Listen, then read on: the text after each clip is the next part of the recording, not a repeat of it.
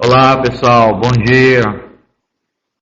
E aí temos aqui mais um momento aqui para a gente estar apresentando para vocês a literatura inglesa 2. Sou o professor Raimundo Souza e juntamente com o professor Alexandre nós trabalhamos para que você tivesse esse conteúdo aí disponibilizado. Como você sabe, nós organizamos a disciplina da seguinte forma, né? Nós dividimos em 4 unidades, que são o Renascimento, a Restauração Inglesa e o século XVIII, depois para o Romantismo inglês e a Era Vitoriana e finalmente o Modernismo e o Pós-Modernismo. Então essas 4 unidades elas são para ajudar você a entender um pouquinho do que foi produzido, né, dentro da língua inglesa nesse momento. Para hoje, nós pensamos em focar o romantismo em inglês e eu estarei apresentando as principais características do romantismo, como ele se configurou na Inglaterra e apresentar 2 obras que, para mim particularmente, elas significam uma representação das duas características do romantismo, que é o apego à natureza, né, e a questão da subjetividade, do isolamento da pessoa.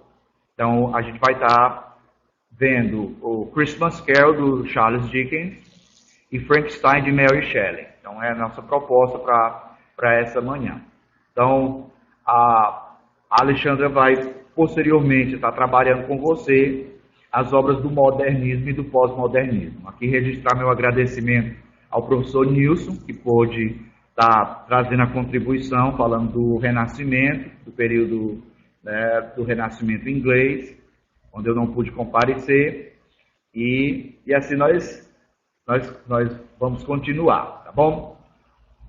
Eu vou, em alguns momentos, estar falando um pouquinho também sobre a questão da apresentação, porque a nossa avaliação dessa vez, ela não vai ser a prova escrita, vai ser uma apresentação na forma de banner ou na forma de comunicação oral. Eu vou estar trazendo algumas informações que eu acredito que são pertinentes para você, né, nesse momento que se aproxima já ao período da avaliação.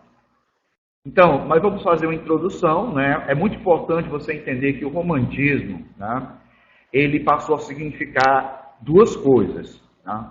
Essa ordem que tem aí, né, primeiro os relacionamentos amorosos, potencialmente amorosos entre homens e mulheres, e uma maneira de olhar para o mundo além, né, um olhar além daquilo como se poderia perceber, né, através da subjetividade.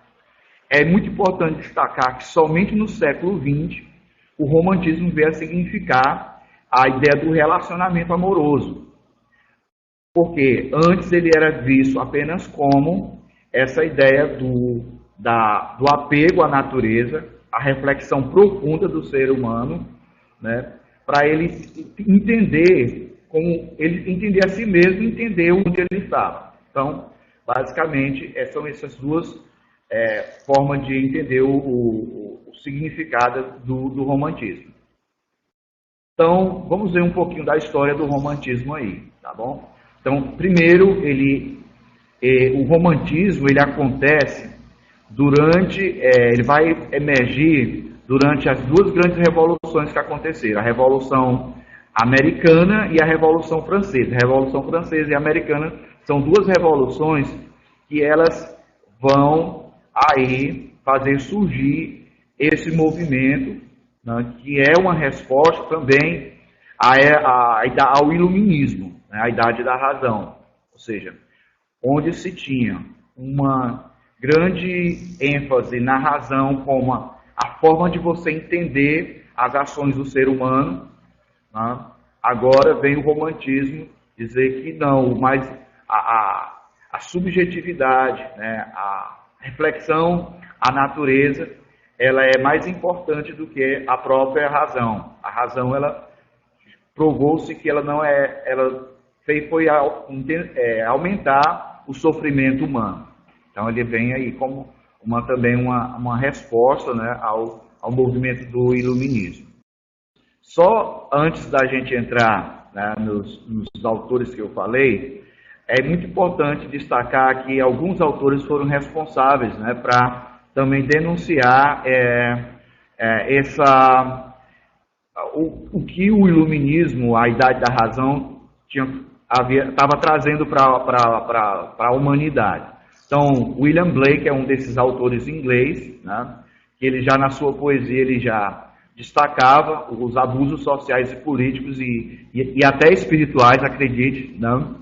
E William Wordsworth, que fez, né, o seu grande manifesto através da sua obra, mostrando, né, que há necessidade da busca, né, pelo nostálgico, pela subjetividade, e que a poesia ela é livre, né, dessas regras, né, impostas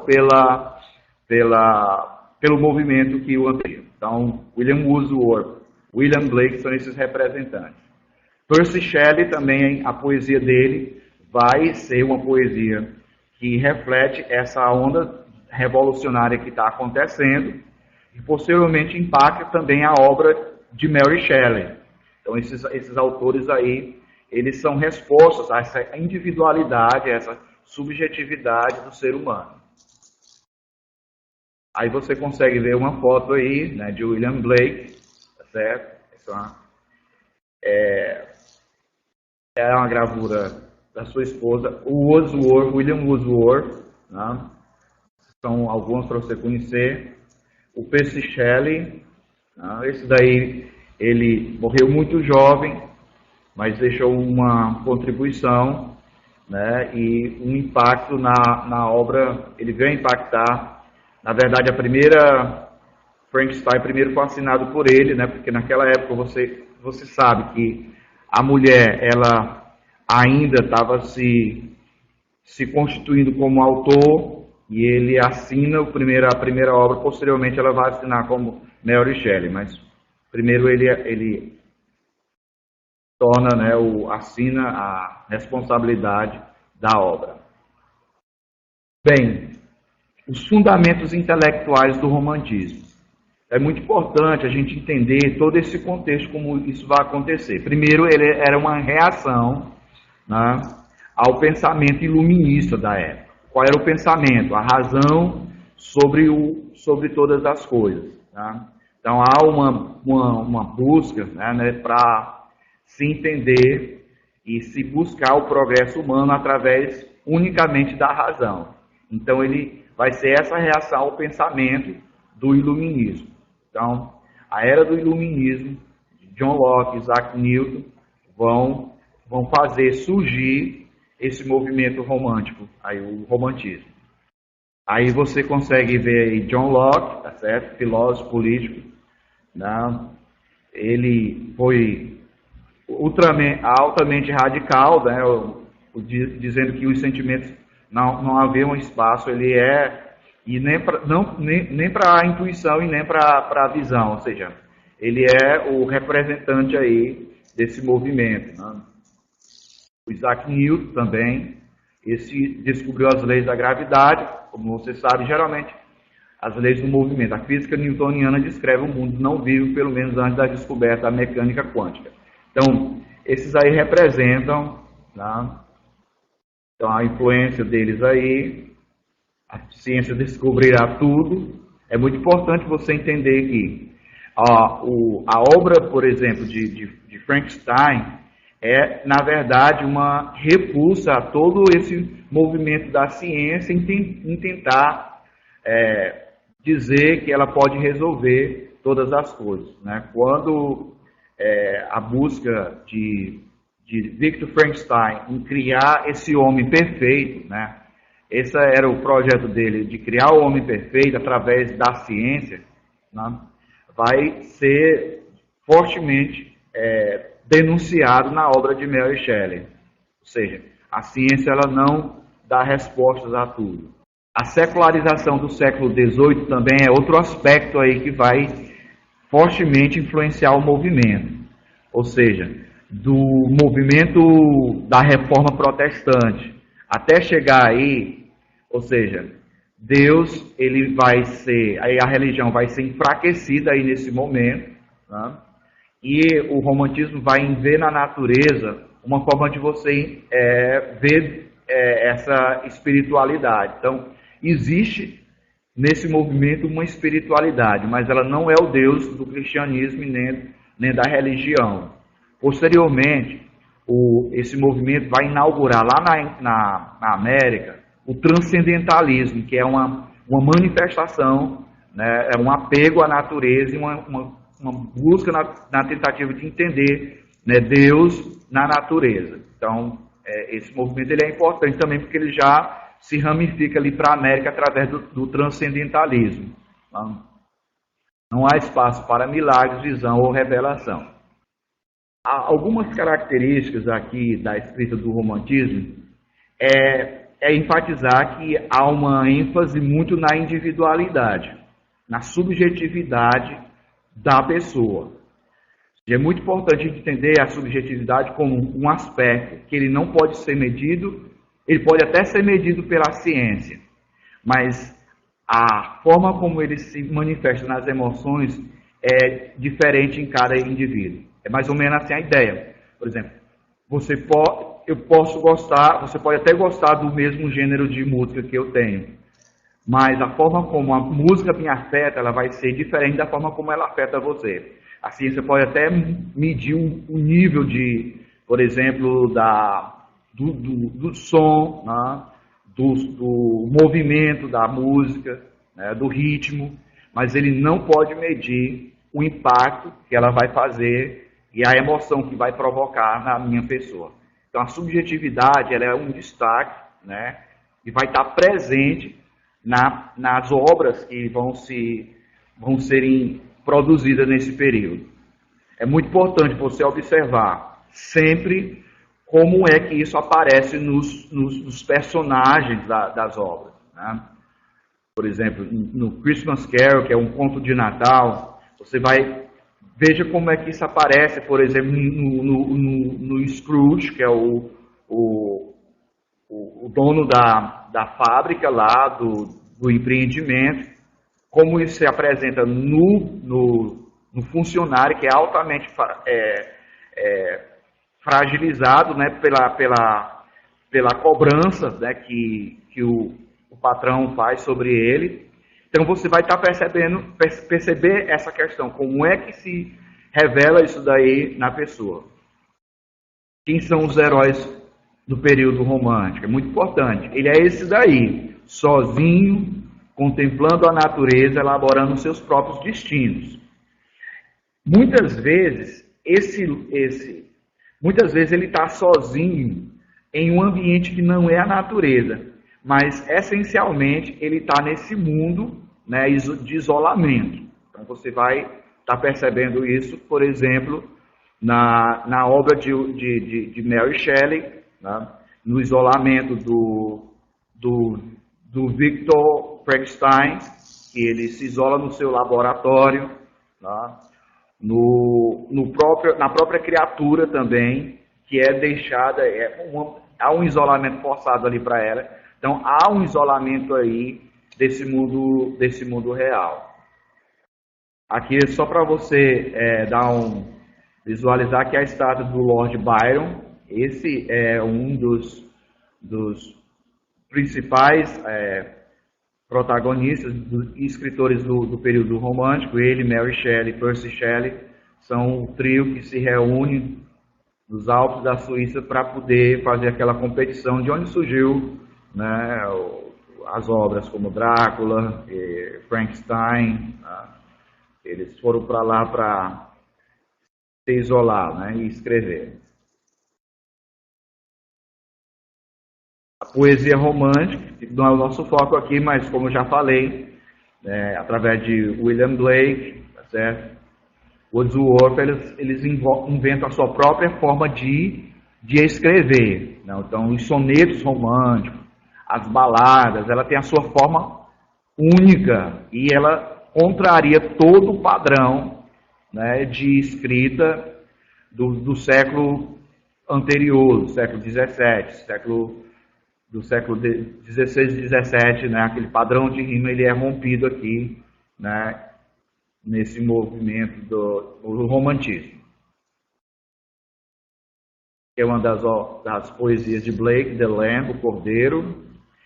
Ainda tem, embora haja um apego à natureza, mas ainda tem ainda muito da religião ainda impresso nas obras, né, de poesia. E The Tiger, como você pode ver aí. Então essas são um pouquinho são um exemplo da literatura aí.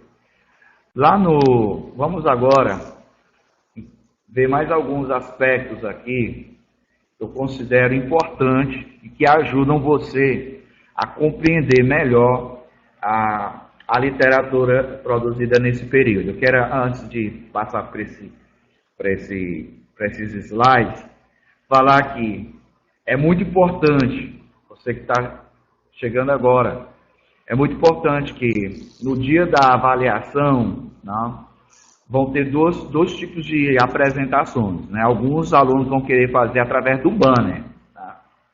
Ok? E outros vão querer apresentar na forma de comunicação oral. Né? A forma de comunicação oral eu valorizo muito e também tem um custo menor para o aluno, porque ele vai apenas usar o data show, né? Mas é muito importante, tanto no banner quanto na comunicação, que ele apresente o contexto histórico da obra, apresente os principais personagens, fale da narrativa e depois os temas que essa obra apresenta e as implicações, finalizando com as implicações para o leitor do século XXI. Então, esses aspectos eles são muito importantes para você fazer uma avaliação do que ele vai estar apresentando. Alguns me perguntaram, né, sobre a quantidade de obras. Bem, a gente deu essa lista, preparamos essa lista para você. No entanto, a gente quer que, dentro das possibilidades, que se contemple elas. No entanto, se não for possível pela quantidade de alunos, tem alunos que preferem apresentar em grupo, você vai deixar isso livre. Então, vamos aqui, nessa outra sequência de slides, eu quero falar um pouquinho sobre o romantismo, que para o Arthur Lovejoy é uma pluralidade, ou seja, não existe um único conceito. Aqueles dois que eu apresentei no início, né, eles vão ser agora pensados, lembra do período do Rei Arthur, né, daquele modelo do cavaleirismo. Então, ele de alguma forma ele aparece aí, mas muito por causa do retorno à natureza, né? Do retorno àquilo que é campestre, tá bom? Então, o romantismo ele mexe muito com a individualidade e o apego extremo à natureza. Então, a natureza, se você observar nas obras de arte desse período, sempre o homem, quando aparece imergido na natureza, ele aparece de forma muito minúscula, porque o que é o destaque é a beleza, o êxito que você pode perceber na natureza. Então, se você vê, por exemplo, uma pessoa num vale, você vai observar que vai ter lá o destaque do surgimento do sol, tá? O destaque é para a natureza, e o homem em uma forma muito pequena. Como já foi falado, dois fatores importantes aí que moldaram o romantismo como ele veio a ser foi a Revolução Francesa, a Revolução Americana, posteriormente, e, é claro, a Revolução Industrial. Então, elas provocaram, né, e fizeram com que os escritores ficassem altamente incomodados e tentassem dar uma explicação para a forma como a sociedade estava e o caminho que ela iria seguir caso não se buscasse uma saída. Então, eles vão tentar aí explicar esses aspectos. Então, os mitos da criação e da natureza tornaram-se mais importantes e substituíram os ideais neoclássicos de racionalismo, tradicionalismo e harmonia formal. Então, os românticos aí, eles enfatizavam o quê? O individualismo, o espírito, a mente e as capacidades individuais de você entender e perceber o mundo. Tá?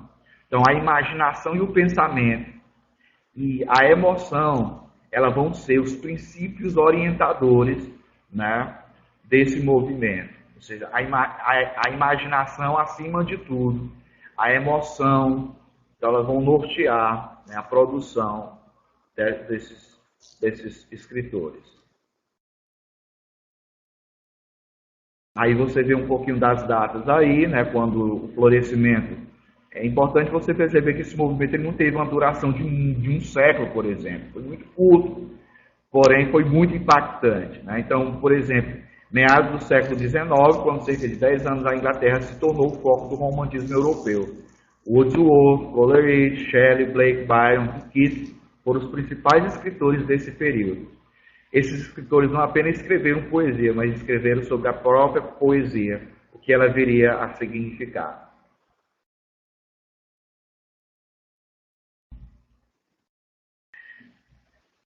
Eu queria destacar, porque nós vamos entrar, por exemplo, em Mary Shelley no tipo de romantismo classificado como o gótico. E o gótico, ele é essa mistura do natural com o sobrenatural. Então, era também uma das características. Então, o natural e o sobrenatural, eles vão aparecer aí nesse movimento. É uma tentativa de ver o único e o bonito no simples e no comum. A ideia de que ainda estamos conectados à natureza. E o sobrenatural, ele tem muito relação com aquela questão do pavor e do sentimento que aparece quando você se depara com o natural. Muitas vezes o natural provoca esse pavor e esse medo. Então, é mais ou menos nesse sentido. Então, a poesia frequentemente são lembranças do passado e através das memórias recuperando nosso vínculo com o natural. Eu queria aqui abrir só um parênteses para, por exemplo, quando o fantasma do passado aparece a Scrooge, o fantasma leva ele para as memórias do passado e para ele refletir no que ele havia perdido, né, na infância e como isso estava trazendo danos seu sujeito, à sua pessoa. Então, é muito importante pensar que a obra ela vai refletir aí, né, essas lembranças do passado, das memórias, tá bom? Pode ser um evento, necessariamente um evento sobrenatural, para nos fazer reconhecer nosso vínculo com o natural, né? Então, toda a obra gótica, ela vai, né, o romantismo gótico, ele vai transitar entre o natural e o sobrenatural, basicamente. Posteriormente, o romantismo ele vai influenciar um dos grandes autores da América, que é Edgar Allan Poe, que vai trazer também esses elementos aí do gótico aí, tá bom?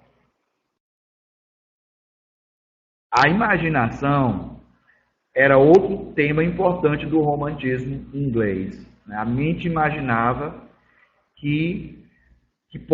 a mente imaginativa pode levar à liberdade real. Então, o que é a liberdade? É quando, no reino da mente, você consegue, né, criar um mundo onde, nesse mundo aqui, não é mais possível. Tá? Então, por exemplo, o retorno ao campo, né, porque a cidade já não permitia mais isso, é essa tentativa de liberdade real, quando a mente busca, né, se libertar daquilo que era o entorno. Né? Por exemplo, a Revolução Industrial ela trouxe muito isso. Né? Então, essa busca. Então, dentro da imaginação e emoção é que a verdade pode ser encontrada. Então, onde é que está a verdade? Ela não está lá fora, ela está dentro dessa imaginação criativa, dessa imaginação ligada à natureza, tá bom? Então, razão deve ser combinada com a emoção. Então, é esse aspecto aí que, de fato, ele vai contrariar o iluminismo, a idade da razão, porque a idade da razão era a razão única, né? Que você tem essa mente ligada, né, à emoção. Né?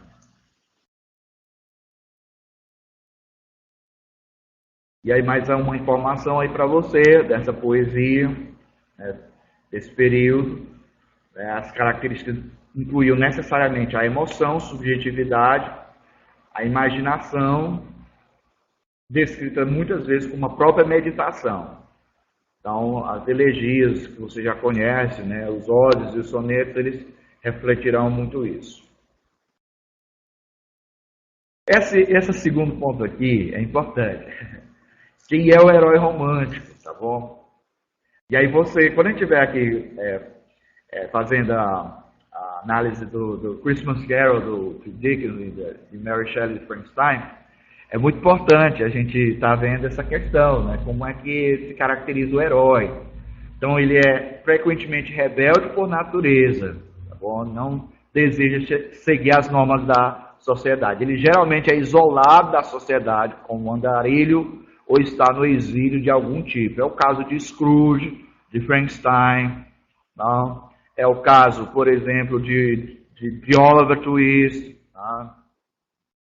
Então, por rejeitar os valores e os códigos morais da sociedade, ele geralmente não se arrepende dos padrões da sociedade. Então, esse é o tipo maior do que a vida, capacidade intelectual, orgulho e paixão. Essas habilidades aumentadas muitas vezes tornam o herói arrogante, extremamente confiante, anormalmente sensível e extremamente consciente de si mesmo. A essência. Tem aí também outro aspecto aí, ó, frequentemente atormentado por uma lembrança, culpa de algum crime terrível e sem nome, com a possibilidade de grandeza, mas seriamente falho de alguma maneira. Nosso herói geralmente encontra um final triste. Tá?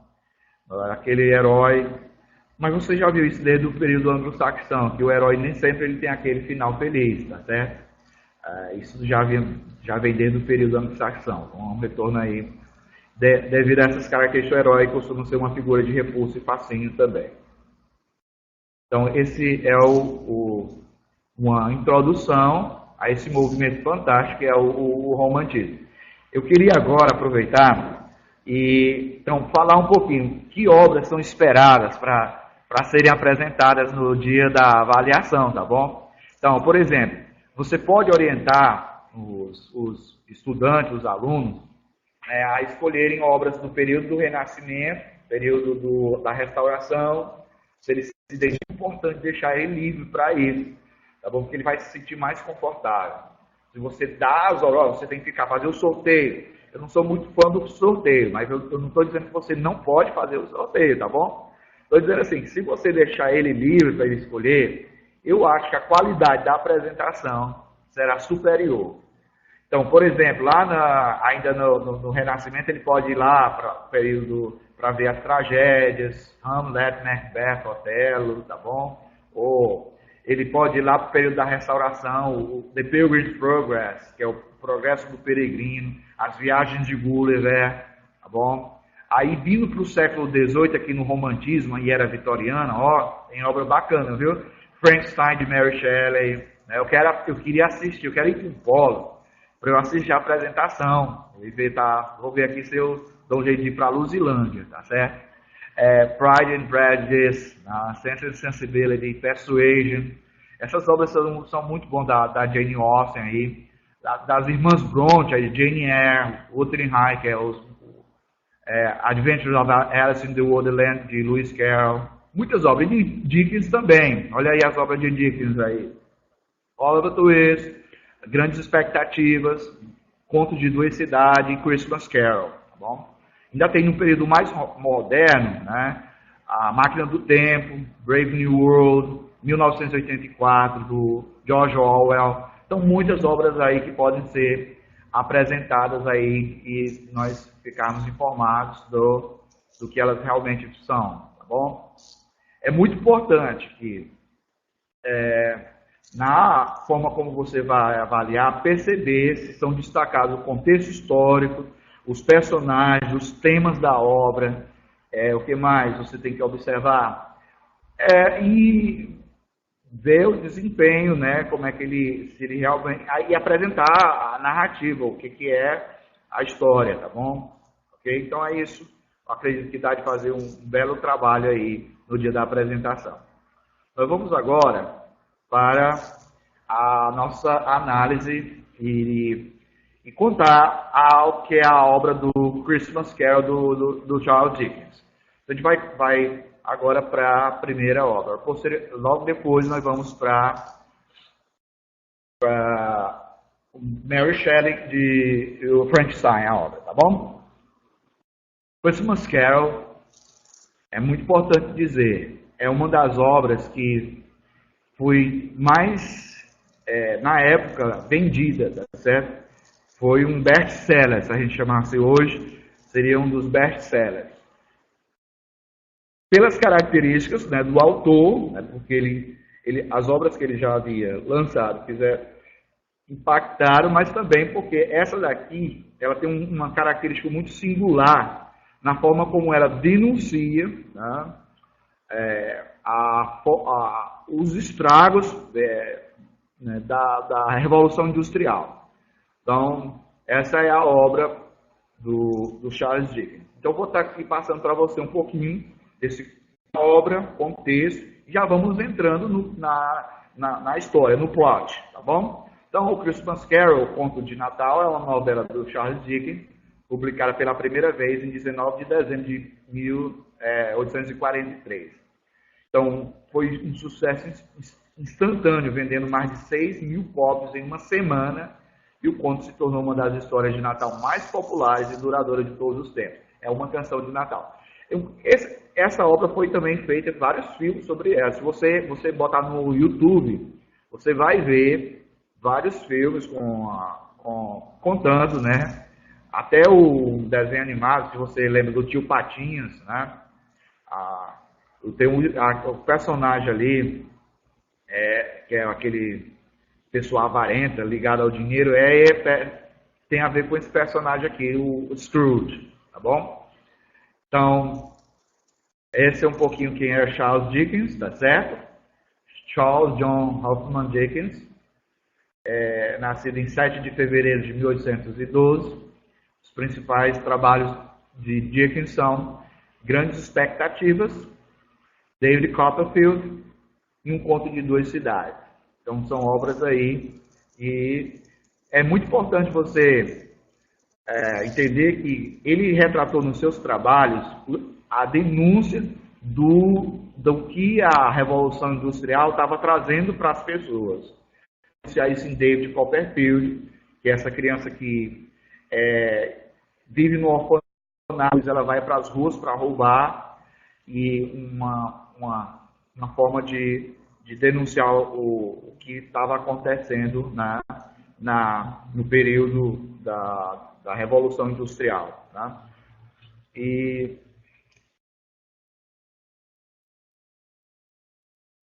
também o Christmas Carol, que faz uma retomada e trata também novamente dessa questão da Revolução Industrial e os estragos que ela estava trazendo às pessoas, tá bom?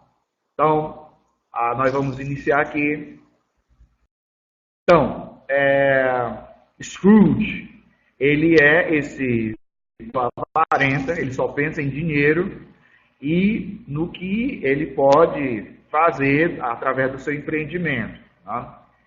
Ele, depois de consolidado, né, de grande homem empreendedor, né, com essas características aí, um dia ele é visitado, né, pelo seu antigo parceiro, seu antigo companheiro, que começou o trabalho, né, o empreendimento junto, Marley. Então Marley aparece para ele, tá? E todo acorrentado, ele vê ele dessa forma, e Marley diz assim para ele: olha, eu não quero que você fique da forma como eu estou. Bom, então você será dado uma chance para você mudar. Não queira vir para o sofrimento que eu estou. E aí lá ele anuncia para Scrooge que ele vai ser visitado por 3 espíritos, 3 fantasmas, né? E vai ser descortinado na obra. Isso aqui a gente já tem a ideia, mas ele vai ser visitado pelo fantasma do Natal passado, o fantasma do Natal presente e o fantasma do Natal futuro, do futuro Natal. Então, basicamente, é o que vai acontecer, né? Após essa visita, né, que provoca pavor e medo em Scrooge, ele vai ser visitado, né, pelo fantasma do Natal passado. Então, esse protagonista vai ser mostrado, né, nessa visita o quão frio, né, e o quanto ele não valorizou, né, as relações, né, humanas. Ele preferiu crescer, né, ser essa pessoa que ele é e deixando as coisas mais importantes. Para uma compreensão do personagem, né, ele representa aí os ricos vitorianos que negligenciavam os pobres e pensam apenas em seu próprio bem-estar. Então, nesse aí, você vai perceber que Scrooge é essa representação maior dos ricos oprimindo os pobres. E é exatamente a proposta de Charles Dickens. O que Charles Dickens queria? Ele simplesmente queria trazer luz para as pessoas invisíveis da sociedade, que eram os pobres e os maltratados pelo trabalho, né, exaustivo e pelo que a Revolução Industrial estava trazendo.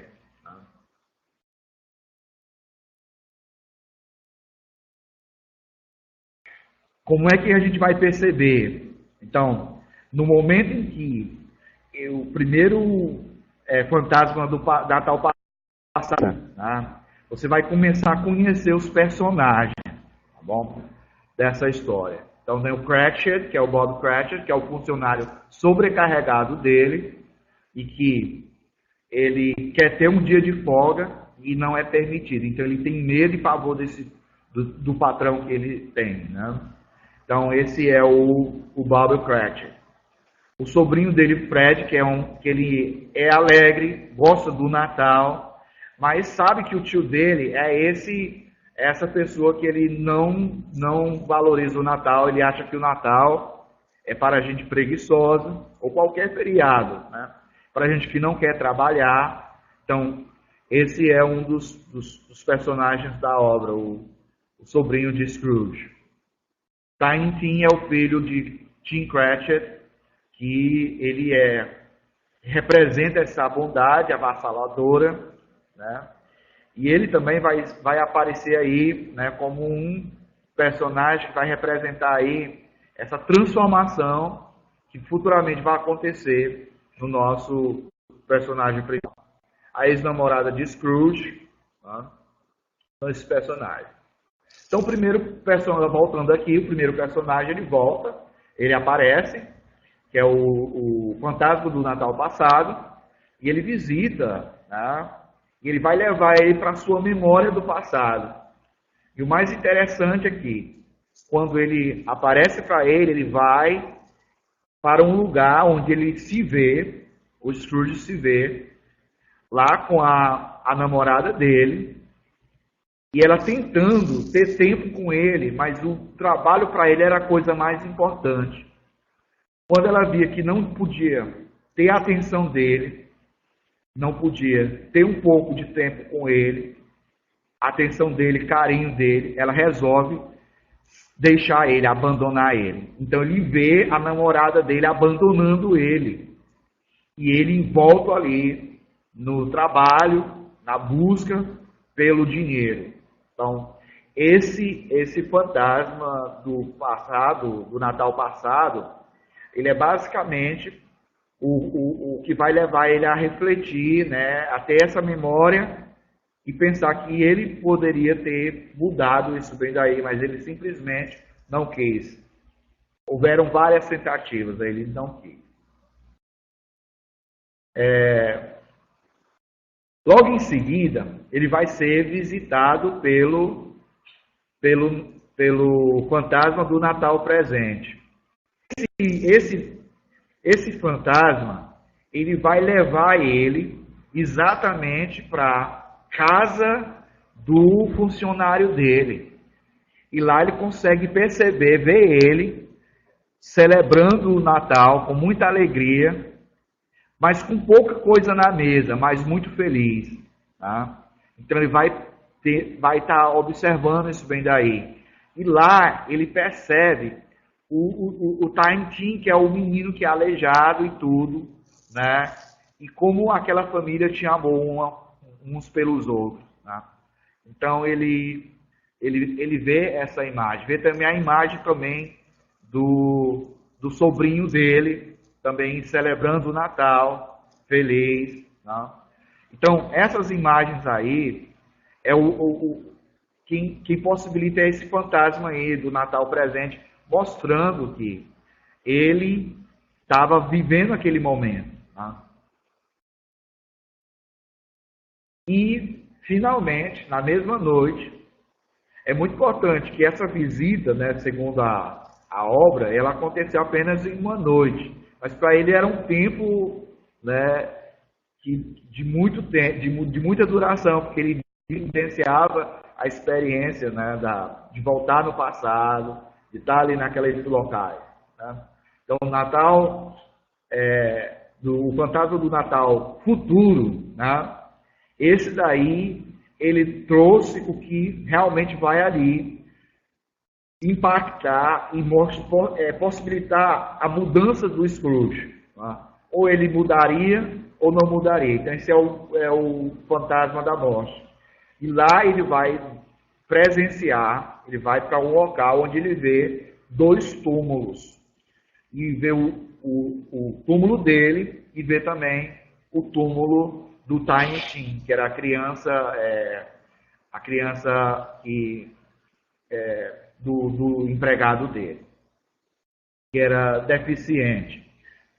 Então, a partir dessas 3 visitas, né, você vai entender como isso vai mostrar o quanto a obra ela denuncia, né, porque ele vai mostrar a pobreza, né, as condições em que as pessoas viviam, tá? Vai mostrar esse lado aí do patrão, né, da busca exagerada pela riqueza.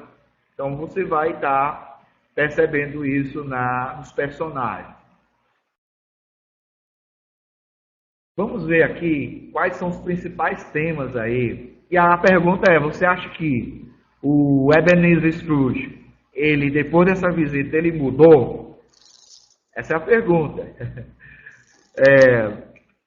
Bem, eu não queria estragar a sua... Quero ser um spoiler aqui, tá bom?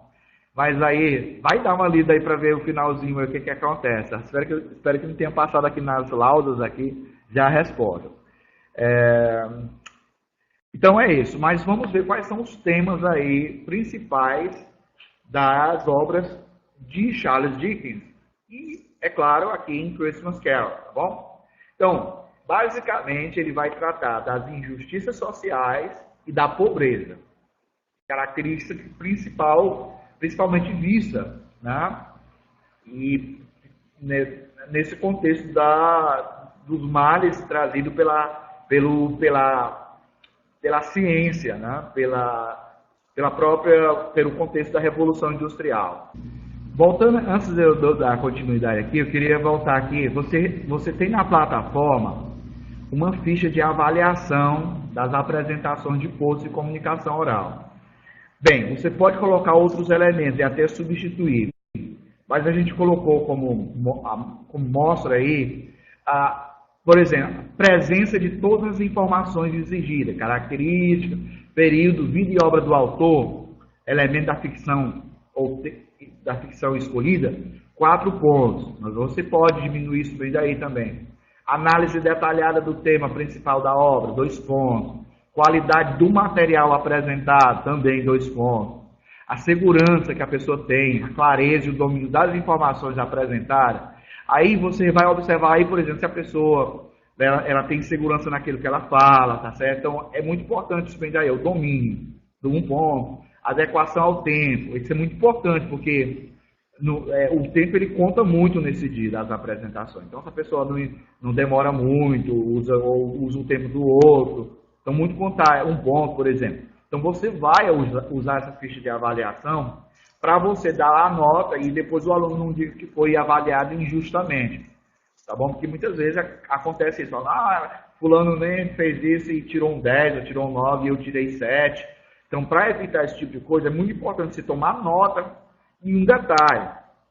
Colocar na mesa da avaliação 3 pessoas diferentes, tá certo? Porque cada um recebe a ficha, avalia, aí depois soma as 3 notas de cada avaliador para dar a média da pessoa. Aí não fica um peso só sobre você. Então, é importante que você, como tutor, que vai estar lá avaliando, você escolha 2 amigos seus, amigas suas aí para estar avaliando juntamente com você as apresentações, né?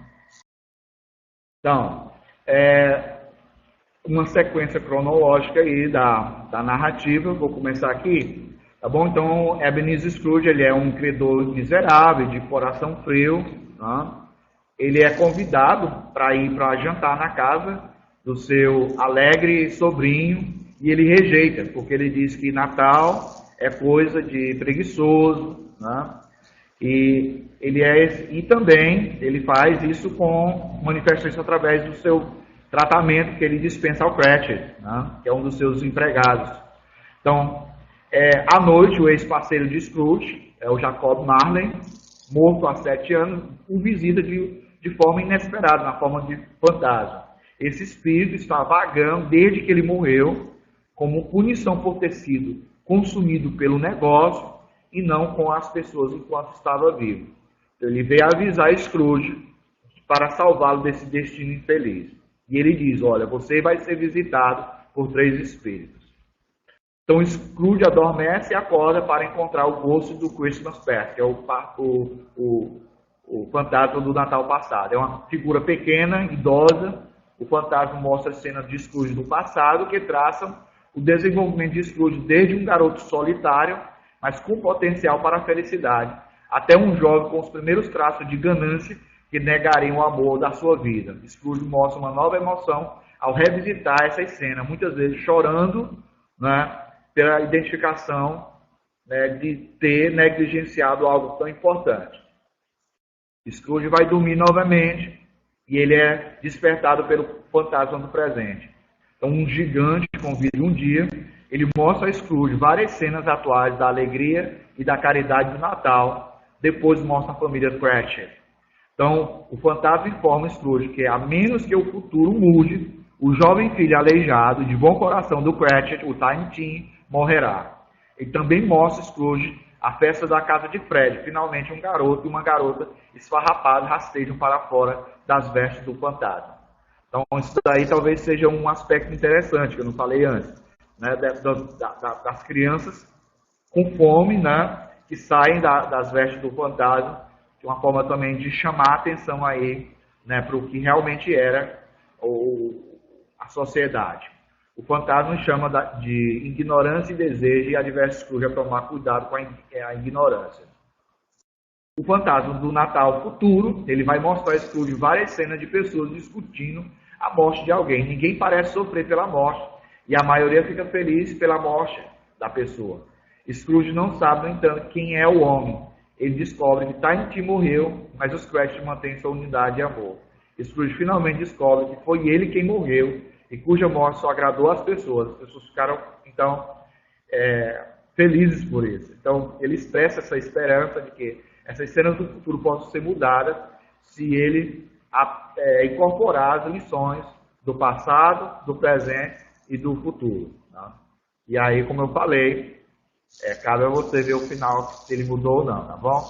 Vamos então agora para, esse aqui é o 4, Mary Frankenstein, a nossa segunda obra, tá bom?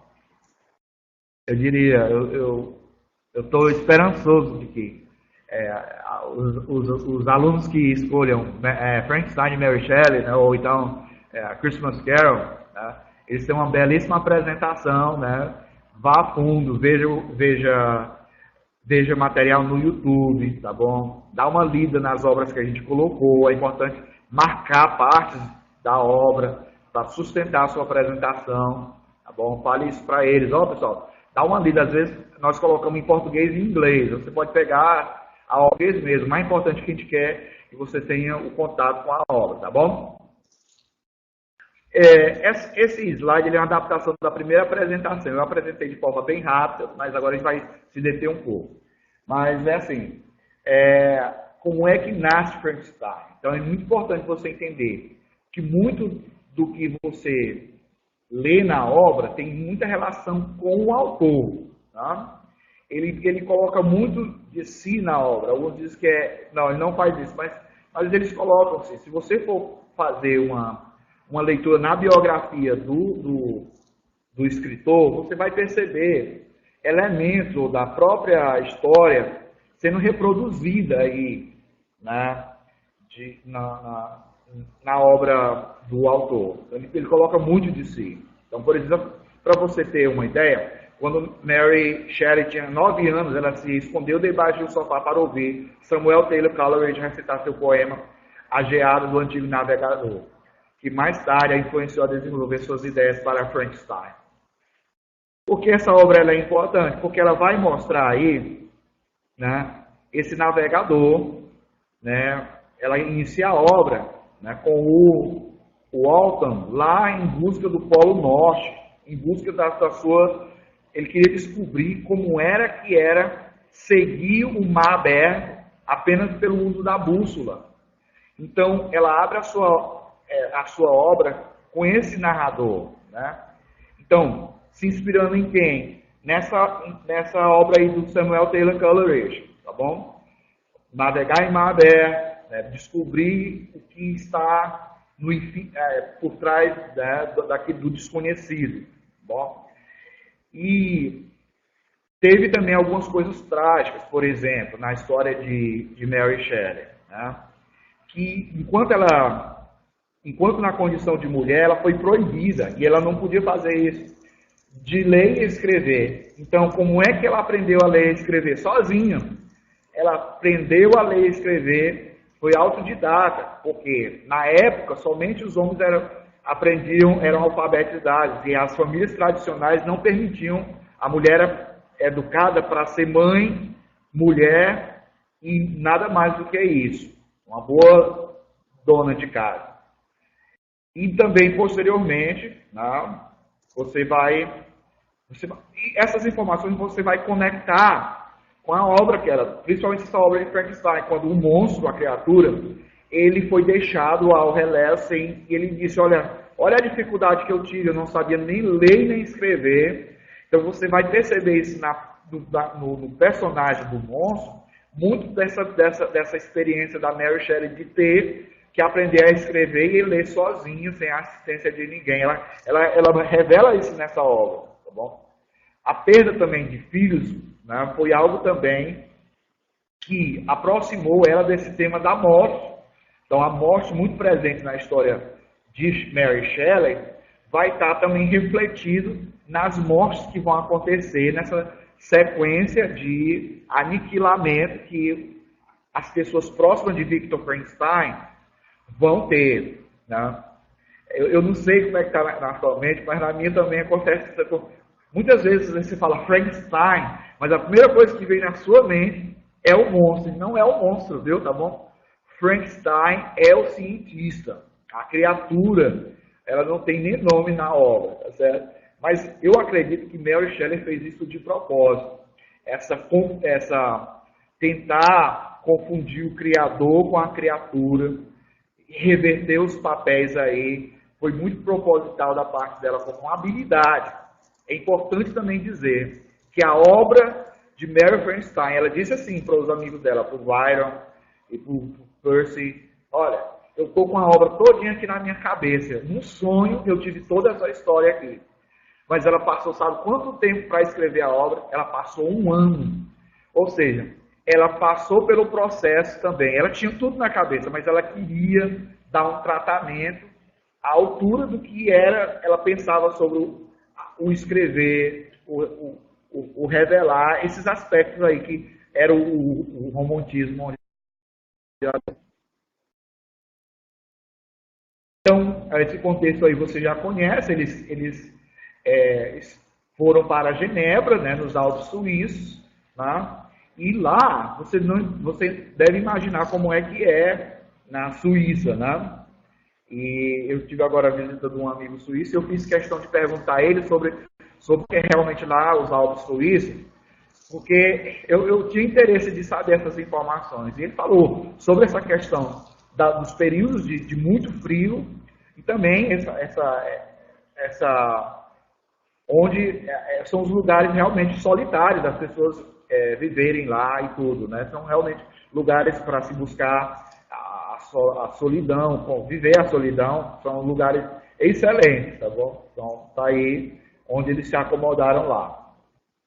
Então, eles fizeram, vamos ver quem pode pensar uma obra, né, de impacto. E aí Mary Shelley passou dias e dias pensando em nada vinha à mente, até que um dia, né, ela acordou e disse, olha, eu tenho uma obra já todinha e vocês vão se impactar quando ela for publicada, tá bom? Então, é aí como nasce, tá bom?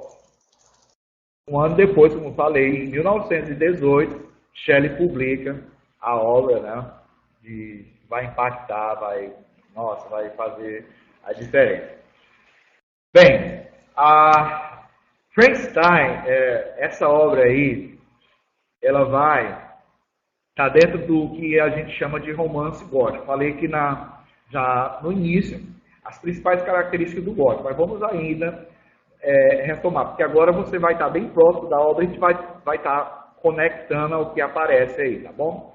Então, geralmente no romance gótico ele vai ter os cenários, que são geralmente um castelo, né, ou uma atmosfera de suspense, medo, uma profecia antiga que se realiza, presságios, visões, eventos sobrenaturais ou inexplicáveis. Então, vão acontecer isso de forma que, na medida que o leitor vai se deparando com o texto, ele vai percebendo isso bem daí. Se você que já leu Edgar Allan Poe, você vai perceber muito isso bem daí, né? Esses elementos do inexplicável. E muitos desses elementos que são inexplicáveis, que são aparentemente sobrenaturais, eles têm uma explicação natural também. Olha o paradoxo aí do romance gótico, né? Emoção em alta, né? Até exagerada, né? Por exemplo, quando Justine, amiga de Victor Frankenstein, ela é culpada da morte de William, a criancinha, o pai dele morre logo porque do coração, de tanta emoção, o que estava acontecendo. Então as emoções aí estão em altas, né? Mulheres em perigos, né? É importante você lembrar qual era o aspecto principal do romance medieval. Era o cavaleiro que ia em busca, né, das mulheres em perigos para salvá-las. Você vai ver também isso de alguma forma representado no romance gótico também. As mulheres em perigo muitas vezes não são salvas. É o caso, por exemplo, de Justine, nessa obra do Frankenstein, e da própria namorada do Victor Frankenstein, né? Quando ele recebeu, entrando aqui um pouquinho na história, né, quando ele recebeu a ameaça da criatura, que ele disse que na noite do casamento dele ele ia visitá-lo. E ele, sabendo disso, ele deixa a namorada dele desprotegida lá, porque ele achava que o monstro ia querer matá-lo, mas na verdade ele foi em busca, ele matou a namorada. Então é mais ou menos nesse sentido. Então, vai ser esse modelo aí, né? A melancolia e o horror, que é a melancolia ela é representada pela tristeza profunda nos personagens. Isso você vai ver, por exemplo, na obra de Frankenstein, no próprio Victor Frankenstein, quando ele passa um mês acamado, sem vontade. Eu acho que seria um exemplo clássico de depressão. Né? A palavra não existia ainda na época, mas se fosse hoje, Victor Frankenstein foi acometido por uma baita de uma depressão. Somente o seu amigo, que vai lá, conversa com ele, que tenta reanimar ele. Então, a melancolia e o horror, eles vão ser parte, né, desses elementos aí presentes na obra, né, principalmente de Frankenstein. É muito importante você entender que o subtítulo de Frankenstein, de Mary Shelley, é The Modern Prometheus, que é o Prometeu moderno, tá certo? Quem era o Prometeu? Olha aí, ele era na mitologia grega, essa pessoa que era um titã que ele dá para o homem o elemento do fogo, né? Dá de presente para a humanidade. Mas isso daí provocou uma grande confusão entre os deuses, porque isso não era para ser dado aos homens. E aí o grande Zeus pune o Prometeu, colocando ele em uma rocha. E ele passa dias e dias, aliás, ele vai passar, né, durante um bom tempo a águia vem e consome o fígado dele, come o fígado dele. Só que no dia seguinte, o fígado é regenerado e ela vem novamente, um tormento eterno aí, por ele ter feito o que ele não poderia, né, ter dado ao homem, né, o fogo. Tá? Isso é uma alegoria para você entender essa questão do Victor Frankenstein no ato de criar, fazer a criatura. Né? Novamente aí é uma... Um minutinho aqui, voltando só aqui. Depois... Ok. Novamente, né, enfatizando, ele é um movimento contrário ao iluminismo e à industrialização, que enfatizava como a razão e a lógica do homem podem melhorar a sociedade. Então, você vai ver, principalmente em Frankenstein, que ela denuncia essa obra, o que se pensava, que a razão era capaz de melhorar a condição do homem. Não é a razão, mas é o homem na busca pela subjetividade que ele pode melhorar o mundo. Tá? Ou ele sair desse próprio mundo que ele está. Então, ela enfatiza, entre outras coisas, né, essa importância do indivíduo, da subjetividade, como já falamos aqui. Nós vamos perceber esses elementos aonde em Frankenstein. Tudo isso aí você vai perceber na obra de Frankenstein. E aí essas informações nós já temos, né? E vamos agora para esse último slide aqui, que é assim, pronto. Nós vamos ver agora um pouquinho da obra aqui, tá bom? Eu sempre vou estar falando aqui da narrativa, mas eu vou estar, de vez em quando, falando alguma coisa, né? Frankenstein, a ironia e o perigo da busca pelo poder. E aqui nós entramos pelos temas também da obra, tá bom? Além da narrativa. Para você, se você dar uma vasculhada aí no YouTube, você vai ver alguns filmes feitos com base na obra de Mary Shelley. Essas são as imagens que lhe vem à mente, né? Quando você... imagina, né? Salud. Quando se fala Frankenstein, tá bom? Aqui são algumas imagens, né, de Frankenstein. Mary Shelley deixou bem claro em dos momentos que a criatura é produzida, é criada, né, que ela é tão horrorosa, tão feia, que o próprio criador sai correndo mesmo, porque ele se assustou com a obra de arte, a obra-prima que ele tinha acabado de fazer. Então, só para você ter uma ideia do quão horripilante era essa obra. Pergunta, por que Frankenstein é considerado um clássico? Nós não perguntamos mais por que pertence ao romantismo, porque já foi falado que essas características da subjetividade, do pavor, do medo aparecem nessa obra. Mas por que é um clássico? Basicamente por isso, ó.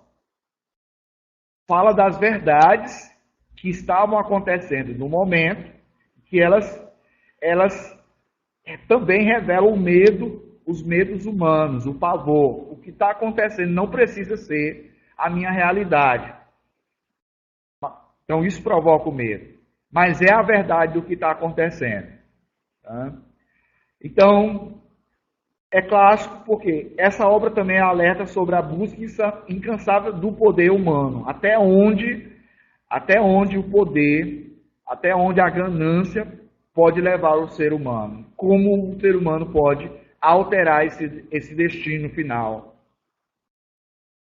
Então, a tese é, influenciada pelo período romantismo, a investigação científica de seu tempo e sua própria vida, o romance gótico de Mary Shelley, Frankenstein, apresenta uma mensagem clara sobre a ironia e o perigo na busca pelo poder.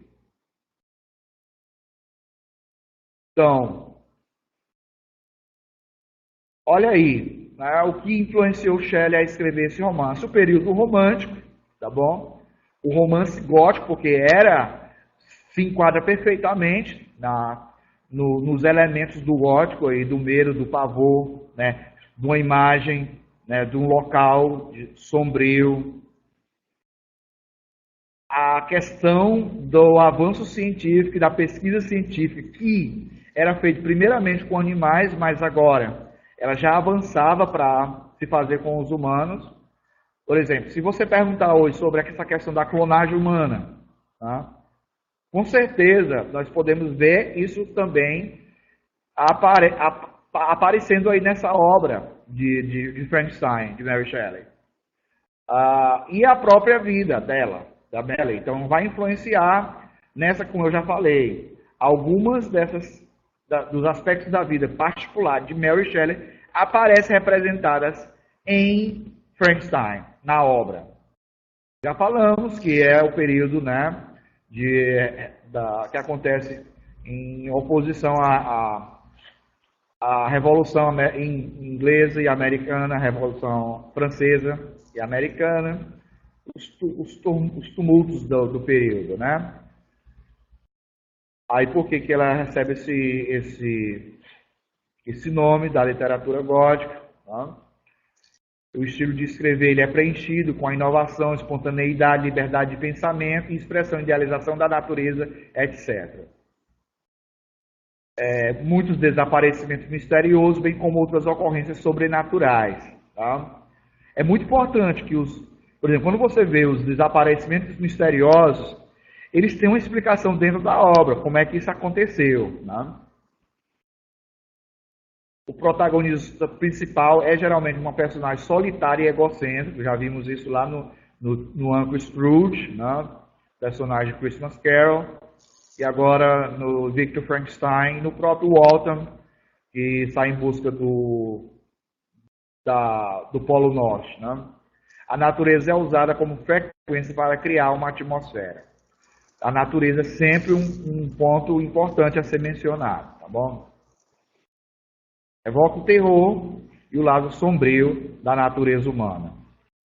Eu coloquei esse ponto aqui porque ele está presente tanto na obra de Frankenstein como nas outras obras de Charles Dickens. No período vitoriano, a ciência começa a dominar o discurso público e até, segundo alguns escritores, substitui parcialmente a religião como uma visão de mundo coerente. Um resultado da dominação científica é a crença de que, quando a ciência avança, o mesmo ocorre com a sociedade humana. Ciência e progresso, em outras palavras, andam de mãos dadas. Durante a maior parte da era vitoriana, a ciência não é tão especializada em disciplinas isoladas do que o cidadão comum instruído não pode acompanhar os seus movimentos. Então você vê aí essa descrição mostrando como o avanço da ciência ela teve um impacto muito grande, né, na forma como a sociedade estava se organizando, né, e os males trazidos. Então, a Revolução Industrial levou a grandes avanços na engenharia, formalização do estudo da ciência na universidade, muitos homens se concentram no estudo da história natural, e o conceito de eletricidade e calor levou à descoberta do processo de galvanização, termo para a eletricidade atual produzida pela bateria da volta inventada em 1799, chave para a animação da vida. O cientista Dom Conrad de Pell, um cientista louco que estudou a anatomia humana, pode ser aí uma grande inspiração para representar o Victor Frankenstein. Então, o final do século XVIII viu uma revolução na química, mudança da alquimia para a química, teoria atômica da matéria. Essa nova teoria sugeria que elementos poderiam ser reunidos para criar a matéria. Mas o grande destaque aí sobre o progresso da ciência é que ela também vai contrariar a religião, porque até então a religião ela sempre ocupou o seu espaço. Mas aí vai estar no momento aí que a gente chama da religião quando ela fica em segundo plano. Estou querendo lembrar aqui o termo. Mas os princípios da religião eles vão aparecer de forma, né, para se contrapor, né, por exemplo, a criação do homem pela ciência, né, é uma afronta à própria forma como a Bíblia apresenta Deus criando o homem, tudo. Né? Então ele vai estar trazendo aí esse contraste aí, tá bom? Religião, ciência. A autora, né? O Mary Shelley, já falamos aqui, tá? A importância dela, a história dela influenciou, aqui é o marido dela, Percy Bysshe Shelley. Bom, ele morreu muito jovem e deixou ela para criar os filhos todos, tá bom? Alguns deles morrem, mas ela teve que dar conta. Então, ao ler o romance, não deixe de perguntar, né? O que realmente levou ela a escrever Frankenstein. Ok. Então, vou apresentar aqui para você rapidamente, acho que era o Frankenstein que era a narrativa, mas vamos lá aqui. Eu vou apresentar para você, vai ficar só a tela aí do PowerPoint aí, né? Eu vou apresentar para você um pouquinho da narrativa e da sequência, tá certo? Da obra. Como é que inicia a história, né? Então, o Walt está no Polo Norte, tá bom? Ele está lá porque ele está em busca também do desconhecido. Então, quando a obra inicia, ele com as cartas que ele manda para a irmã dele, contando da experiência dele de transitar pelo desconhecido. Tá? Porém, quando ele está escrevendo, ele e sua equipe que está lá, veio um personagem se aproximando, mas muito gigante, né? Numa carruagem conduzida por cachorros e todos aqueles conduzindo ele, e chamam isso muita atenção. Minutos depois, vem uma outra carruagem, um ser humano normal, seguindo aquele ser. Só que ele estava tão cansado que ele parou lá e pediu ajuda. E eles acolhem essa pessoa, que vai ser o Victor Frankenstein, já quase desfalecendo. E aí a narrativa vai começar, ele contando a história dele. E aí ele vai contar da infância dele, da busca dele. Ele é de uma família rica, que colocou ele na melhor universidade, mas ele era muito fascinado pela vida, e ele queria ter essa experiência já tinha ouvido falar, de fazer animação de corpos, e ele queria fazer essa experiência. E ele vai contar isso para o Walton, o Walton fica ouvindo a história dele. E ele chega no ponto onde ele conta o momento em que ele cria o personagem, a criatura.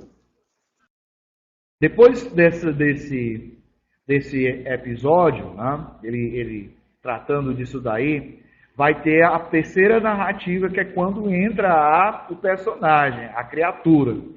Ela vai contar na sequência como foi que foi ela ser deixada pelo cientista, pelo seu criador, e a tentativa que ela teve para sobreviver. Então, no momento em que ele cria e abandona, ele vai procurar, abrigo para ele poder sobreviver. Mas ele não sabia nem ler nem escrever. E ele, nessa narrativa dele, ele vai mostrar o sofrimento dele como ser, que foi abandonado pelo seu criador. Quando o Victor Frankenstein conta toda a história dele, ele dá o último suspiro e morre.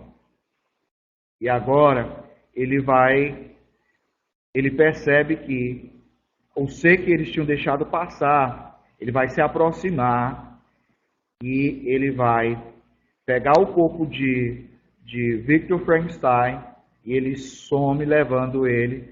E eles percebem na descrição que o Alton faz, que ele chora sobre ele e mostrando, o apego ou a forma como ele queria ter aproximação com o seu criador. Então, é importante. Então, isso é um pouquinho da narrativa de Frankenstein.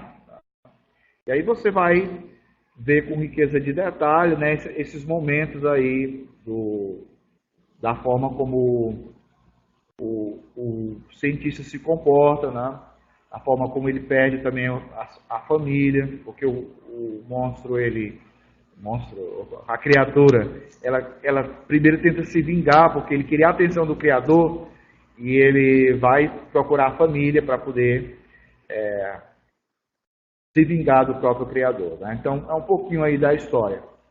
Então, fica aí para você ler e fazer uma bela apresentação, pedir e estimular os seus alunos a fazerem uma bela apresentação de Frankenstein.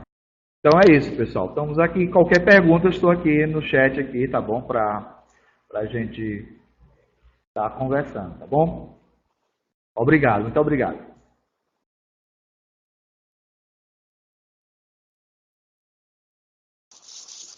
Oi, pessoal. Então, nós temos dois temas aí de fóruns, que é a literatura gótica, tá certo? E também, nós vamos ter também a literatura...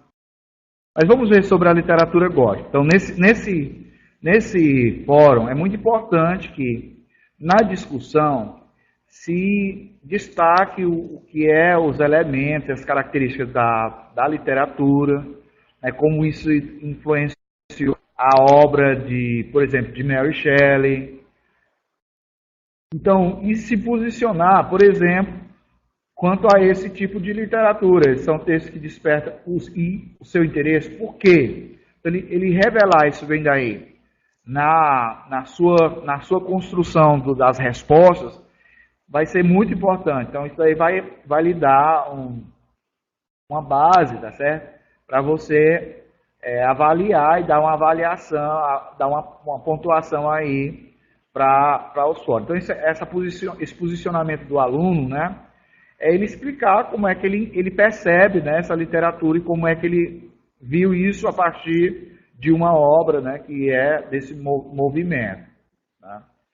Essa daí seria uma forma como você iria estar trabalhando. Bem aqui, ele fala, por exemplo, que é importante ele dar uma lida nesses dois artigos aqui. O artigo Manifestações e Configurações do gótico na literatura inglesa e norte-americana, um panorama, e também um estudo sobre a literatura gótica e a obra Frankenstein de Mary Shelley, que estão na plataforma. Porque para a pessoa fazer uma discussão, entrar no fórum, ele precisa ter uma base também, fazer uma leitura aí. Então é importante que você oriente também nesse...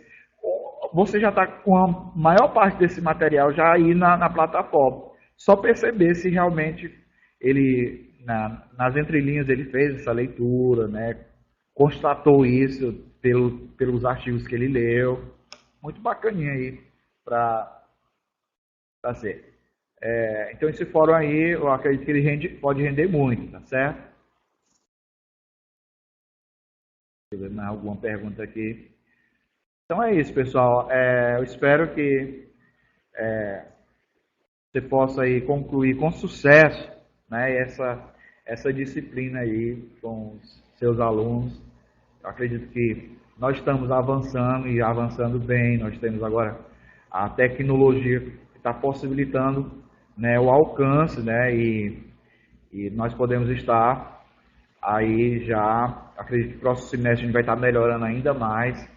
Então, só o meu desejo é de sucesso para você aí. Estamos aqui juntos. Qualquer coisa, tem um grupo que eu criei que você pode interagir lá. Ele não é o grupo de tutores aqui da SEAD, é um grupo só para literatura 2.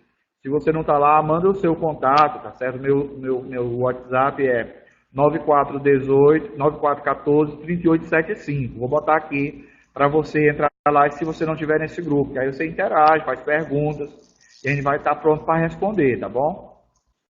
Estou colocando aí o meu WhatsApp aí, tá bom? Caso você não tenha, você me chama lá, eu coloco você no grupo. E aí quando tiver mais próximo mesmo da avaliação, né, da apresentação dos posts, dos banners, fica à vontade para você mandar pergunta ou dúvida, tá certo? A gente está aqui para isso. Olha, você pode mandar mensagem a hora que você quiser. Eu não tenho problema com essa questão de horário não, tá bom? Fica à vontade. Que a gente sabe que às vezes você está apresentando uma coisa, na hora que eu visualizar e ver, eu respondo, tá certo? Pois tenham todos um bom dia. Obrigado pela oportunidade. Oswaldo, obrigado pela sua assistência aqui. Muito bom, tá certo? E disponibilidade, né? E por estar aqui com a gente. Valeu, pessoal. Tenham um bom dia a todos.